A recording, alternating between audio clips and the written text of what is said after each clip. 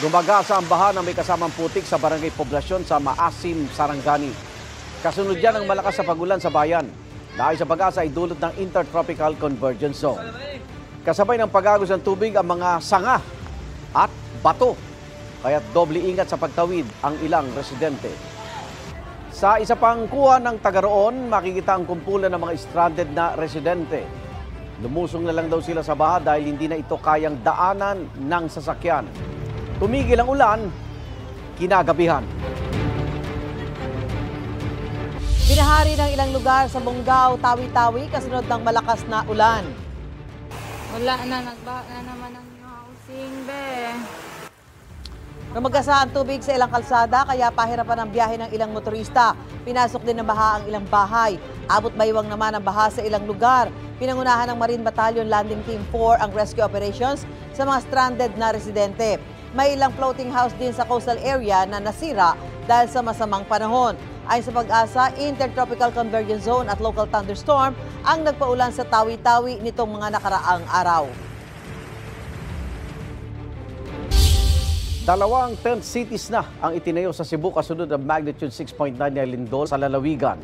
Pansamantala itong titirhan ng mga apektadong residente habang wala pang permanenteng balilipatan.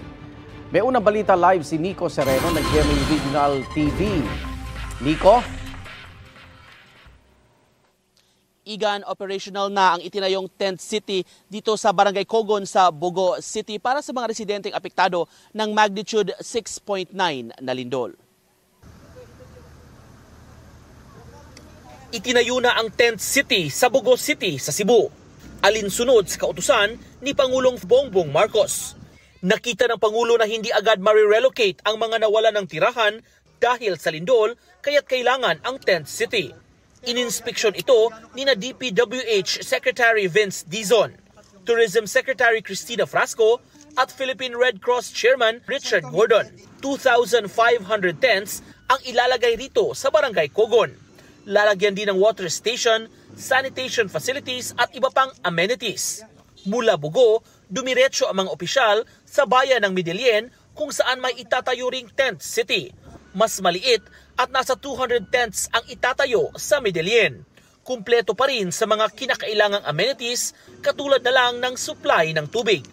Kawawa naman kasi, di ba, yung mga kababayan natin that are currently nasa roads or nakakalat, di ba, kawawa sila from the elements.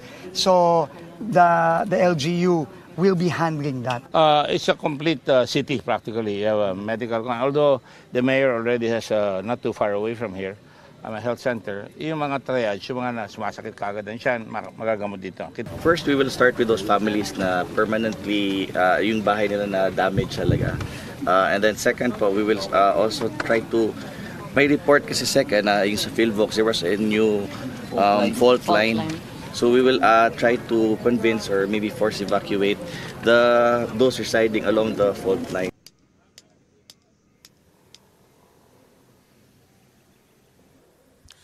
Igan, sa ngayon ay 50 pamilya ang nanunuluyan ngayon dito sa tent city pero inaasahang madadagdagan pa ang mga pamilya dito lalo't karagdagang tents din ang isi-set up dito sa lugar. Igan? Maraming salamat Nico Sereno ng GMA Regional TV. Tatanggap na ni Senate President Tito Soto ang resignation letter ni Senador Ping Lacson bilang Senate Blue Ribbon Committee Chairman.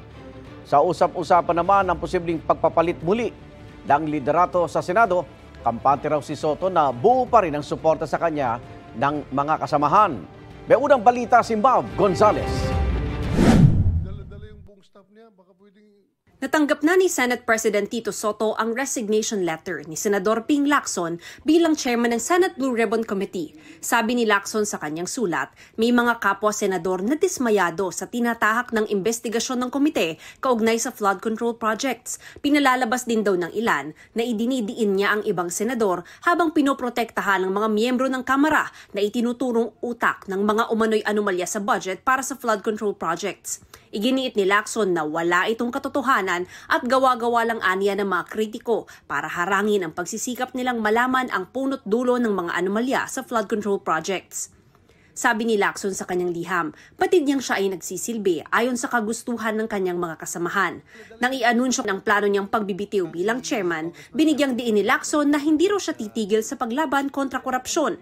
Para sa bayan na nga lang ito, parang ito na lang yung balik utang na loob ko sa pagkatagal-tagal ko ring na ginugol na panahon bilang public servant. Sa press conference, sinabi ni Soto na nakausap niya si Lacson.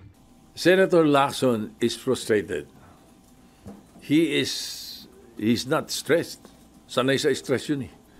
Nag-hearing siya, may umaangal. Bakit nag-hearing? Pag hindi siya nag-hearing, may umaangal. Ba't hindi nag-hearing? Ano ba talaga? Diba? So, and then I think the way he ran the Blue Ribbon Committee hearings were very good. The man is frustrated. I will support whatever decision he makes, and I will accept whatever decision he makes. Tinanong din si Soto kung pwedeng tanggihan ng mayorya ang pagbibitiw ni Lacson bilang Blue Ribbon Committee Chairman.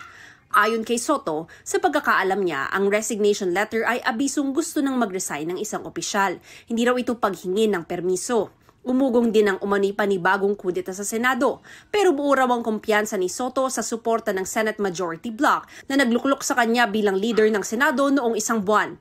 As far as I'm concerned, and my opinion is, the Senate is stable. Both majority and minority. Pagka nanggagaling sa social media yung kwento, hindi ka, madaling kumalat dahil social media, pero I don't see it coming from anywhere. In fact, the other day, nagkausap kami ni Senator Alan at nababanggit na rin yan eh. Sabi niya nga, siya mismo nagsabi sa akin, wala naman akong kinakausap kahit sino eh, sabi rin niya. Yeah, I believe him. Umikot sa social media na ang papalit umano kay Soto, si Senate Minority Leader Alan Peter Cayetano. Papalit naman umano kay Lacson bilang Senate President Pro Tempore, si Senador JV Ejercito. Sabi ni Ejercito, super fake ang post na ito. Mabilis din itong sinalag ni Deputy Minority Leader Senador Joel Villanueva. Nanggagapang bang minority para... Hindi namin kailangan siguro. It's not in a priority list. Basta walang movement. So many things that we have to think about. Sa gitna nito, ayon kay Soto, hindi na raw kailangang mag-loyalty check. Wala rin daw siyang inaasahang palitan ng liderato pag nagsesyon ng Senado sa Biyernes. Nang tanungin kung outside forces ang nagpapakalat ng umano'y kudeta. Posible. Malamang may mga nag-iintriga lang sa Senado. Sige, sapagkat pagkausap ko naman yung leadership ng minority, wala naman kaming hindi pinagkakaunawaan eh. I'm sure. Kaugnay naman ng 2026 national budget na hinihimay na rin ngayon ng Senado, gusto raw nila na tanggalin na lahat ng unprogrammed funds maliban na lang sa foreign assisted projects. Ang unprogrammed funds ay yung mga proyektong mapopondohan lamang kung lampas sa target ang revenue ng gobyerno o kapag nakasecure ng dagdag na foreign funding. Ang foreign assisted projects naman ay pinupondohan ng ibang gobyerno o international organization.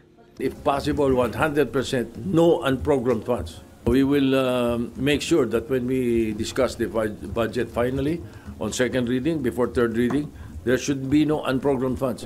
Ito ang unang balita. Mav Gonzalez para sa GMA Integrated News. Igan, mauna ka sa mga balita, mag-subscribe na sa GMA Integrated News sa YouTube para sa iba't ibang ulat sa ating bansa.